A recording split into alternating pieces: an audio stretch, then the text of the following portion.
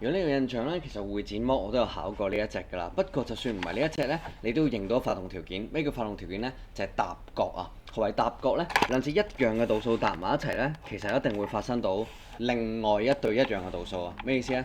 嗱，正方形有90度，同埋 FAE 有 given 有一隻90度，所以如果呢一隻係 theta 嘅話咧，呢一隻都係 theta。theta 加 common 等於90，theta 加 common 等於90。到時落場嗰陣時咧，就叻翻 BAF 係 theta 啦，FAD 係90度減 theta 啦，咁樣演繹 OK 噶啦。咁於是我俾咗16啦，然之後有12俾大家啦。由於咧呢個係正方形啦，90度喺度啦，再加埋大家嗰隻 theta 啦，咁所以其實大家可以推理到呢個三角形同埋呢個三角形咧係全等嘅 ASA，但係大家都有16，大家都有 theta，大家都有90度，咁 ASA 啦。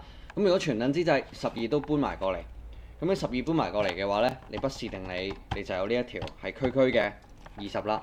但係由於呢條都係20嚟㗎，全等啊嘛，所以最後 AFE 嘅面積咧就梗係20乘20再除2啦，就有我哋呢一個200係答案啦。就係咁嘅呢一條考核全等三角形搭角嘅 concept。